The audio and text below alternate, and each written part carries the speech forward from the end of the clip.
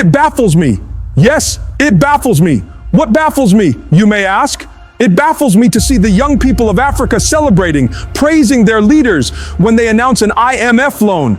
I ask myself, how long will this ignorance last? You are dancing for a loan, dancing for debt, dancing like our ancestors once danced in chains. Do you know how much Africa is worth? Do you know that this one continent can hold America, Europe, and Asia combined? Do you know that Africa is one of the richest continents on earth, yet it is labeled poor? Let me give you the truth. Africa produces 40% of the world's gold. We hold 90% of the world's platinum and 80% of its chromium. We supply 60% of the world's diamonds.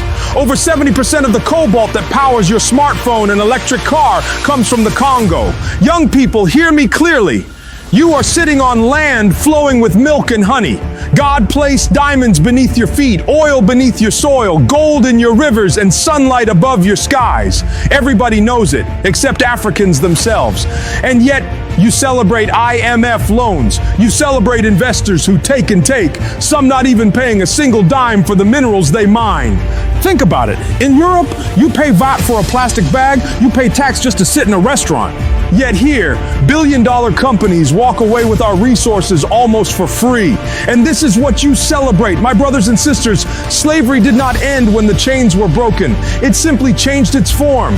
Once we were bound by iron shackles. Today we are bound by debt shackles. The IMF came with promises of help.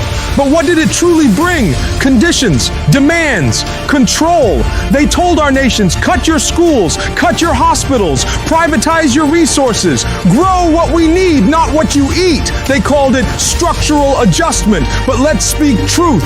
It was structural enslavement. Our people starved while food was exported.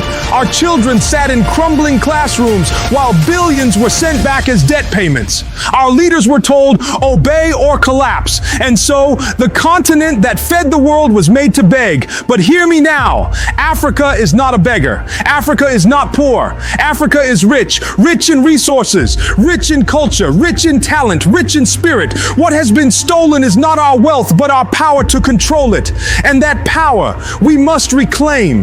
The future belongs to those bold enough to break free from dependency. We must trade with each other. We must build for ourselves. We must believe in African solutions to African problems. No longer will we allow foreign institutions to dictate our destiny.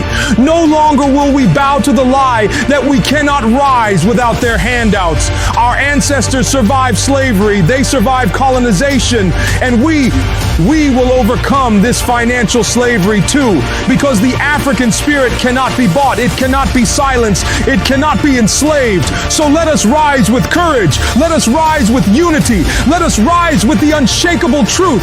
Africa will no longer be chained by debt. We will rise in freedom, we will rise in strength, we will rise in destiny. The time is now, the power is ours. Africa must rise.